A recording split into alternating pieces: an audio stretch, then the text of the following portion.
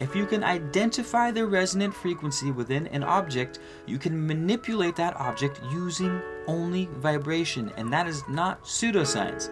That is fucking science. Ladies and gentlemen, boys and girls, I would like to welcome you guys back to another installment of Man of Letters. I am your host, Keith, here to bring you some knowledge, some information, some entertainment. You know how it goes. This time, we're going to be talking about a better word or a better phrase or a better anything than law of attraction and this so-called like attracts like. Not because there's anything inherently wrong with it other than there's everything inherently wrong with it. For example, you say, well, like attracts like. Alright, well, a positive pole of a magnet put together with another positive pole of a different magnet are in fact going to repel each other. So can we say, well, like attracts like? No. We cannot. I mean, sometimes like attracts like, but other times it does not. Other times we actively seek out something drastically different. In fact, not like us at all. Specifically because it is not like us at all. Because we want a glimpse of inspiration, a step outside our boundaries so that we can be inspired by something outside of ourselves. That new is going to be this. Mechanical resonance, the science of resonance. We can see in physics there is such thing that is like the thing that we've all been searching for. So hear me out. Here is the definition of mechanical resonance so that we can apply it to this spiritual world that we live on. Before we carry on, thank you guys for supporting the channel, the Patreon members. Thank you guys seriously so much. Thank you for buying from the Etsy shop. Thank you so much for supporting the dream and supporting just the endeavors. Thank you guys. If you're new, feel free to subscribe. Let us know how you. I'm always curious how people got here. What videos were you looking at by chance? Introduce yourselves. Take your shoes off and stay a while, as they say. Anywho, let's define mechanical resonance so that we can make some use out of it. Mechanical resonance is the reinforcement or prolongation of sound by reflection from a surface or by the synchronous vibration of a neighboring object. You see, an object free to vibrate tends to do so at a specific rate. This specific rate is called the object's natural or its resonant frequency. This frequency can depend on the size, the shape, or what it's made out of, what the object is made out of. All adds to its resonant frequency. It will vibrate strongly when introduced, when subjected to vibrations at a frequency that's close to the natural frequency of the object, or even better, equal to the natural frequency of that object. This phenomena is called resonance. Through resonance, we can take a comparatively weak vibration in one object that can cause a strong vibration in another. A good example of this would be if you take a violin string. You musicians out there, you can take a violin string, the E string on the violin, tuned to a certain frequency. So you say the E string is tuned to the frequency of E. I don't know what that frequency is. It depends on what octave it's tuned to, but it has a numerical value for the frequency that it's tuned to. And you go, okay, I gotta tune this string so it's at E. It goes bing, bing, bing, bing, bing. It's a little low. Bing, bing, bing, bing, bing, bing, bing. Okay, cool. That's our E. It's tuned to the proper E. So we have that frequency. Well, if you get another violin string that's tuned, right, it's in tune to the E string, you can pluck the one E string to where it vibrates, and that vibration will vibrate the neighboring violin string without having to actually touch it. And the reason why is because the resonant frequency of both objects are the same. Both strings share the same resonant frequency, the E tuned to the E, the E note on the musical scale, and they will both vibrate. Not only that, but when the E string begins to vibrate, the one that wasn't touched, it will send vibrations back to the original E string, the one that we did pluck, and it will cause that one to vibrate. So basically what you're getting is the two neighboring objects that are in synchronous vibration, that are sympathetic to one another, will vibrate back and forth against each other, making them stronger. Not indefinitely, but it will make them stronger. This is the magic of resonance. So we'll look back at the definition of resonance. The reinforcement or the prolongation of sound by reflection from a surface or by the synchronous vibration of a neighboring object. This is a property of all things on Earth, whether they are inanimate or not. The Earth, the Schumann resonance, has its own frequency. They maintain themselves, they retain within themselves a resonant frequency. Trained vocalists can shatter wine glasses because, again, they are matching the frequency of the glass. Because all objects have a resonant frequency, when you match that, you can cause movement in the other object. A glass, for example, is tuned to a certain frequency. And if a singer can find that frequency, the hertz of that glass, and sing to it with enough volume, you can shatter the glass. A good visual will be the musicians that play glass cups and make music out of them. All same-size glass cups, or glasses with water in them, but different levels of water in the glass cups. So because there's different amounts of water, each cup has a different resonant frequency. So when vibrations are passed through the cup, they make different sounds because they are different frequencies. Different notes on a musical scale are different frequencies. And so you rub your finger on one, or you tap it with a little wooden stick, and you can play jingle bells by changing the frequency. So, all right, why is this important? Keith, why is this also, what does it mean in the world of spirituality? The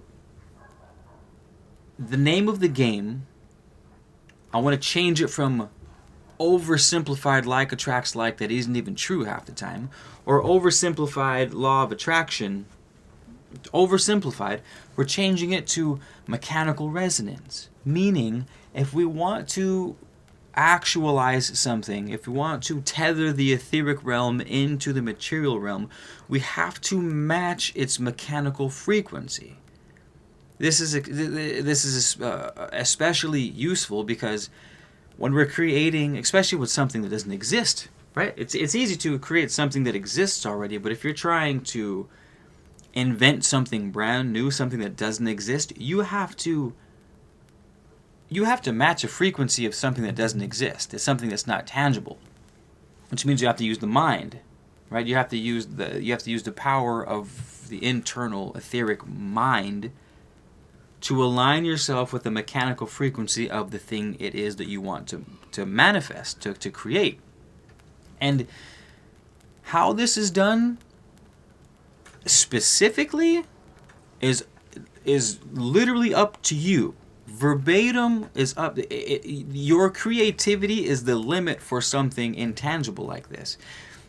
It can look like, say, all right, well, I need to read certain books. I need to have certain conversations. I need to hang around with certain kinds of people. We'll just use those, but the examples are limitless. Your books put your mind in a certain state. They make your mind have certain thoughts. Your thoughts are measurable frequencies which broadcast out into the world. The people that you hang out with determine the conversations that you have, determine the type of motivation you have, determine the type of goals you have, which is a sort of mechanical resonance. I forgot what our third example was, but books, people you hang out with, everything you do has a resonant frequency about it. I mean this scientifically. This wooden desk that I am on has a resonant frequency. The planet has a resonant frequency. The electromagnetic field being broadcasted from your heart and your brain both have mechanical resonance, have resonant frequencies that can be measured with scientific instrumentations. So the power goes both ways. We can either initiate the frequency in order to stimulate the world around us, or we can become more aware of the evocations going on within our own body. We become aware of how we are being activated by the world around us via the external stimuli. We become those who evoke the world around us consciously. You could say this is the mindset of the gods. Matching the resonant frequency of a thing is what makes it become manifest, and this goes far deeper than just being similar to something in terms of, like attracts like, or we're pulling something toward us like the law of attraction. We're not attracting things as much as we are actually evoking them, stimulating them into existence. If they're not existent yet, and if they already do exist, we're at least vibrating them in such a way so that their resonant frequency appears to us more clearly within our own, specific time space. We do not attract things as much as we awaken them. And it's not like we repel things as much as we are vibrating on such a wavelength that they can still be physically near us, but not in our perception. Kind of like, you've heard the example when you buy a red car, you all of a sudden notice all the red cars. It's not necessarily that there's more red cars, it's that you are now operating on a frequency that makes red cars more lively in your day-to-day experience.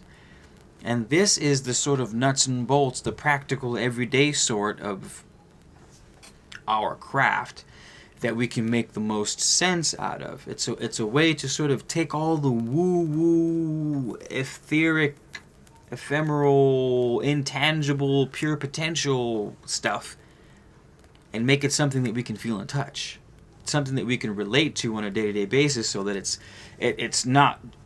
more than just words on a page, but a lifestyle we can live and something that we can notice on a day-to-day experience. So looking back at the definition of resonance, we see it is the reinforcement or prolongation of sound by reflection from a surface or by the synchronous vibration of a neighboring object. Isn't that so? Like, this definition is pulled from a physics textbook. Isn't it funny that they use the word synchronicity? Just like the spiritual community uses synchronicity? It's like synchronicities, of course this is purely a hypothesis, but synchronicities to me seem to be a sort of it's the world letting you know that you are vibrating at the frequency that either you've determined you want to happen, or a sort of fate, a sort of divine alignment. Now, it could be like a divine alignment, or you could have just set new goals for yourself that you want made manifest, and because you made a decision for something to happen, your world literally starts to reorient itself towards that well-defined goal. And when you start having synchronicities along that line, it's saying, hey, you're on the right path. The goal that you set, you're on the right path to it via these synchronistic moments that happen. And the more synchronistic moments you have, the more power, the stronger your broadcast begins to be. And the stronger your broadcast begins to be, your literal frequency emanating out into the external world, the stronger that is. It's just like the violin instrument. That's what we're doing. We're trying to recreate that violin string where we can pluck the violin string and it makes all the other violin strings in the room vibrate. There could be 100 violins in one room, and they would all vibrate when you just pluck one of them, given they're all tuned to each other. You just pluck one. You could have, theoretically speaking, an infinite amount of violins in one room, and it doesn't matter. They would all resonate with that one pluck, given they're all in tune with each other.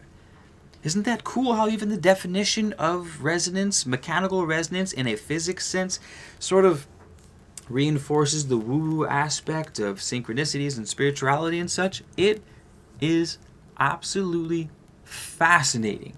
It is so cool.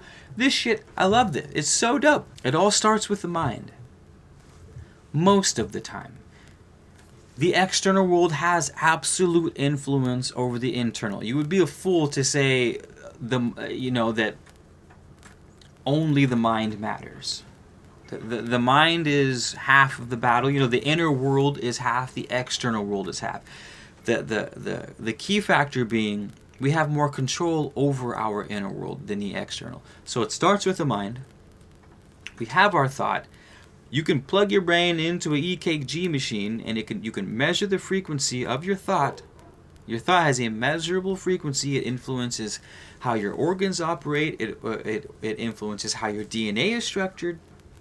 You can even pass on thoughts which transmute to feelings and emotion into your offspring, and this is scientifically proven. So again, it starts with the mind and the thoughts. The more power you can give to a certain thought, the stronger the broadcast. The stronger the broadcast, right? The stronger the frequency that you broadcast from your body, the more it influences the external world. Not just with thoughts, right? Because thoughts influence actions, they influence behaviors, they influence conversation, they influence decisions, they influence everything. They influence everything. Therefore, to have ultimate power over your thought is to have ultimate power over all the stuff it influences in the external world. And so we start setting up these positive feedback loops of designing the life we want by focusing on the thoughts that we want to have, giving them more power so that they have more power over the external world. That is the law of attraction. But done well. That is like attracts like. But you see how that's so much more powerful than just saying like attracts like? Because get the fuck out of here. Like does not always attract like. I specifically go out of my way to learn about things that I don't like because I want to round myself as an individual. I don't want to be completely biased with my own sort of echo chamber, so I study things that I don't like so that I can be you know what I'm saying? So anywho, there is a massive amount of power that can be had when harnessing resonant frequencies. Or not harnessing resonant frequencies, but understanding what resonant frequencies are, understanding that you yourself are a resonant frequency that can be higher, that can be increased or decreased. The foods you eat influence your thoughts, right? Alcohol, cannabis, Lucy Lou, pizza toppings, thems all influence your physical body, which influences your emotional body, which influences your mental body, which means everything you do, and then the mental body projecting thought, the immaterial is therefore influenced. So everything you do will influence your resonant frequency. So it is your job to, and don't think, I sort of shot myself in the foot. Don't think of it in terms as raising frequencies or lowering frequencies. I mean, you can, but I want to be more specific. You choose the resonant frequency that you want to align yourself with, regardless of whether it's going higher or lower. Yoda, for example, could be said to be an ascended master in the world of Star Wars. So, but that doesn't mean that he's any more powerful than Darth Vader, right? Because Darth Vader is in ultimate alignment with his goals, which gives him extreme amounts of power, only using power with the dark side. So manifesting power isn't about rising up the scale or going lower on the scale. Gaining massive amounts of power is, again, back to mechanical resonance, gaining massive amounts of power is more about coming into alignment with the resonant frequency that you want so that you can start exchanging those synchronous vibrations with the neighboring object so that you and the neighboring object can empower each other. Whether that neighboring object is something objectively speaking really bad, like waging war, or something really good, like feeding the poor, right? They're both their own worlds. So let's recap. Shall we recap? Let's recap. My name is Keith, man of letters, knowledge, information, and entertainment. Thank you guys for finding yourselves here. If you made it this far in the video and made it all the way to the recap, and you're new, feel free to subscribe to the channel. Thank you guys for supporting on the Patreon too. Thank you guys for supporting by buying from my Etsy shop. We make homemade candles and sell exotic trees and things like that. Thank you guys for supporting. Thank you so much. I can't. It's been such a fun journey. Anywho, that's enough. We'll go with the conclusion and the recap. Thank you guys for your patience. Recap. Let's upgrade the phrases that we use. Can we no longer use the phrase like attracts like? Can we no longer use the law of attraction? For the love of all that is holy, they had their place and they did a damn good job. But let's evolve out of that. We have all of the natural world to use as corresponding elements to our personal lives, to our internal worlds, to existence in general, right? That's why they use the term as above, so below, because truth is in everything. It's in the internal, the external, it's in the trees, it's in a leaf, it's in a candle, it's in flowing water. And now we have science. We have damn good science that says things like definitions for mechanical resonance that tie in perfectly, that are in perfect correspondence almost to spiritual teachings. So let's upgrade that. Let's blend the two together. Like, dope. All right. There's a thing called resonance. Wait, Keith. So to recap, you're telling me, Keith, that I can, like magic, pluck one violin string in a music room with 100 other violins, and they will all start vibrating and producing sound without having to physically touch them like magic? And I say, yes! Like magic. You can move things like a magician, like a goddamn telekinetic master without touching them, using pure vibrations, as long as you can identify the resonant frequency within that object. If you can identify the resonant frequency within an object, you can manipulate that object using only vibration. And that is not pseudoscience. That is fucking science. It is science. Look it up. It's fascinating. We can apply this to our spiritual game, especially when so much of the most difficult types of creation and invention come with something that is purely mental, right? You can take a glass and find out the resonant frequency, and a trained vocalist can sing to that pitch and shatter the glass because you have the glass to start with. But with this sort of spiritual etheric world, we don't have the glass to start with. We don't have any physical object to start with, and so in that case, how do you find the resonant frequency of something when you don't have a physical representation of it? Then it starts getting super. Then you got to get creative. Yeah, chanting, mantras, rituals, dancing. I don't know. The sky's the limit, man. There's a million different responses for how do you hold the proper ritual. All of them more or less true depending on the specific need, how they're acted out, the power put into the intention, because remember the more amplification you can put behind a frequency, the farther the frequency goes, and the stronger that frequency influences the resonant objects around it. Like music, when you take that violin, you plug it into an amplifier, and what happens? You pluck that string, boom, pluck it just as hard, and you can light up the entire an entire arena. One string on the violin, bling,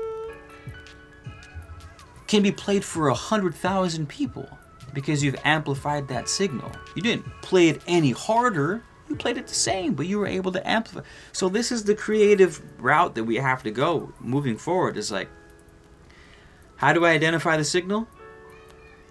How do I identify the resonant frequency? How can I amplify that frequency so that it so that it stimulates the external world stronger? How can I sustain that frequency, which is where we get into sort of subconscious world, conscious world, masculine, feminine. We can do a different video on that. How can we sustain that frequency? And then I guess that's it. Identify the resonant frequency you want to manifest. Figure out how to amplify that frequency coming from you. And then figure out how to sustain it. How to sustain that frequency so that whatever you want to become manifest becomes manifest even more. And that's the recap. Under 25, under 30 minutes. Dope. It's kind of long, but it's cool. It's cool. It was needed, right? It was needed. So again, thank you guys for being a chat. What up? Thank you guys so much. Oh, see, subscribe to the channel if you're new. If you're an old cat, say what's up in the comment section. Anyways, say hi, you guys. We haven't run too many lives this week. I've been busy. It's holidays and whatnot. But thank you for being here. Thank you for being homies. Thank you.